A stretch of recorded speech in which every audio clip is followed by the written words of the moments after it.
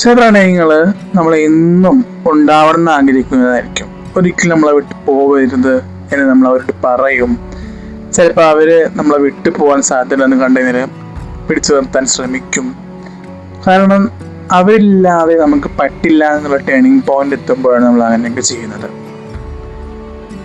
Okay, അപ്പം അങ്ങനെയുള്ള ഒരു സ്റ്റോറിയാണ് ഞാൻ ഇന്നത്തെ ലവ് പോഡ്കാസ്റ്റിൽ പറയാൻ പോകുന്നത്. അപ്പം എല്ലാവരും ശ്രദ്ധയോടെ കേൾക്കാം. ഓക്കെ, നമുക്ക് ഒട്ടും സമയം കളയാതെ സ്റ്റോറിയിലേക്ക് പോവാം.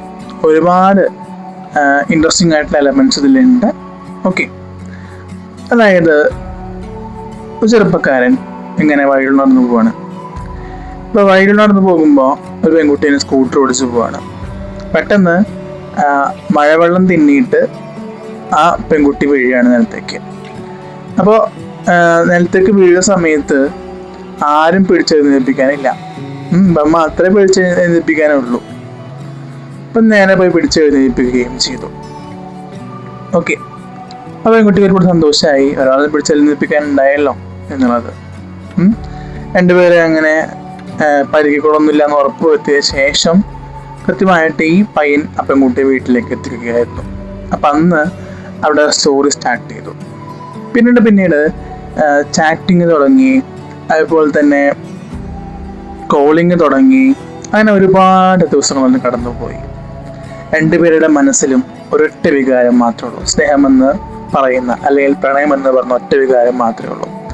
അപ്പം ആ വികാരത്തിന് മുന്നിൽ അവര് സത്യം പറഞ്ഞു കഴിഞ്ഞാൽ ആരാദ്യം പറയണമെന്നുള്ള ഡൗട്ടിലേക്ക് കടന്നു. ഒടുവിൽ ചെറുപ്പക്കാരൻ തന്നെ പറയാമെന്ന് തീരുമാനിച്ചു. ആ പെൺകുട്ടി എങ്ങനെ എടുക്കുമെന്നറിയില്ല, ആ പെൺകുട്ടിക്ക് അവനെ ഇഷ്ടമാണെന്നും അറിയില്ല.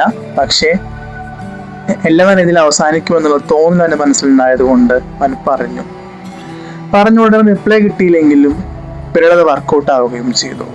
അങ്ങനെ അവരുടെ പ്രണയം ഇങ്ങനെ നീണ്ടു പോയിക്കൊണ്ടിരിക്കുമ്പോഴും അവർ ഡെയിലി പ്രാർത്ഥിക്കുന്ന ഒരു കാര്യം മാത്രമേ ഉള്ളൂ: എന്നും ഇയാൾ എൻ്റെ കൂടെ ഉണ്ടാവണം. അതുകൊണ്ടാണ് ഞാൻ തമ്പനയിൽ പറഞ്ഞത് എന്നും നിന്റെ കൂടെ ഉണ്ടാകില്ലേ സഖി എന്നുള്ളത്. കാരണം എന്നും ഉണ്ടാവാൻ ആഗ്രഹിക്കുന്നതായിരുന്നു ഈ ഒരു പ്രണയം എന്ന് പറഞ്ഞത്. അപ്പൊ അവർക്ക് രണ്ടുപേർക്കും ഒരു ദിവസം പോലും കാണാണ്ടിരിക്കാൻ പറ്റില്ലായിരുന്നു.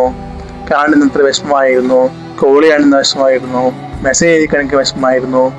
അങ്ങനെ എന്താ കടന്ന് പോയപ്പോ സത്യം പറഞ്ഞാല് കോളിന്റെയും മെസ്സേജുകളുടെ എണ്ണം കുറഞ്ഞു വന്നുകൊണ്ടിരുന്നു. ഓക്കെ, കുറഞ്ഞു വന്ന സമയത്തും ഒരു എങ്ങനെയൊക്കെ അത് റീബിൽഡ് ചെയ്യാൻ നോക്കിയിട്ട് നടക്കാത്ത അവസ്ഥയിലേക്ക് എത്തുന്നു.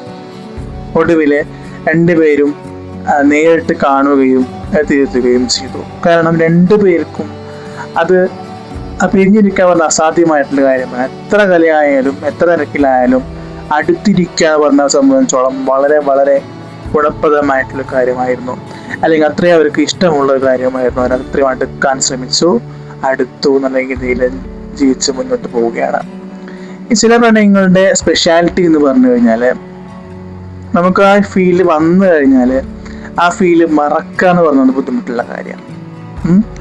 ചില പ്രണയങ്ങൾക്ക് അത്രയും മനോഹരമായിട്ടുള്ള ഓർമ്മകളും നല്ല രീതിയിലുള്ള ബലപ്പെടുത്തുന്ന കാര്യങ്ങളും നിങ്ങളാക്കിയ അനുഭവങ്ങളും ഉണ്ടായിരിക്കും. അത് മറക്കുകയും അത് വേണ്ടാന്ന് വെക്കുകയും ചെയ്യുന്നത് നമ്മളെ സംബന്ധിച്ചിടത്തോളം അസാധ്യമായിട്ടുള്ള കാര്യമായതുകൊണ്ട് നമ്മൾ ഒരിക്കലും അതിനെ വിട്ടുകളാൻ തയ്യാറാവില്ല. കാരണം എന്താ വെച്ചാൽ അത് പോയാൽ നിങ്ങൾക്ക് അവസരമില്ലെന്ന് നിങ്ങൾക്കറിയാം. അതുകൊണ്ട് നിങ്ങൾ ഒരിക്കലും അത് വിടാൻ തയ്യാറാവില്ല. ഓക്കെ, പ്രണയം എന്ന അനുഭൂതി അനുഭവിച്ചവർക്ക് ചെറിയൊരു കാര്യമായിരിക്കണമെന്നുമില്ല. അതുകൊണ്ട് ഒരിക്കലും ഒരു തെറ്റാണെന്നോ അല്ലെങ്കിൽ അത് ഒരു കുറ്റമാണെന്നോ നമുക്ക് പറയാൻ സാധിക്കില്ല. കാരണം അവരുടെ ഫീലിങ്സ് അവർക്ക് അറിയൂ, നമ്മൾക്ക് ഒരിക്കലും അറിയുന്നതാണ്. സോ നിങ്ങൾക്ക് ഈ സ്റ്റോറി ഇഷ്ടപ്പെട്ടു എന്ന് ഞാൻ വിശ്വസിക്കുന്നു. ഇഷ്ടപ്പെട്ടാൽ ലൈക്ക് ചെയ്യുക, അതുപോലെ തന്നെ ഷെയർ ചെയ്യാൻ മറക്കരുത്, കമൻറ്റ് ചെയ്യാനും മറക്കരുത്. അതുപോലെ തന്നെ നിങ്ങളുടെ കൃത്യമായ സപ്പോർട്ടും ഉണ്ടാകുമെന്ന് പ്രതീക്ഷിക്കുന്നു. Thank you. വീണ്ടും കാണാം.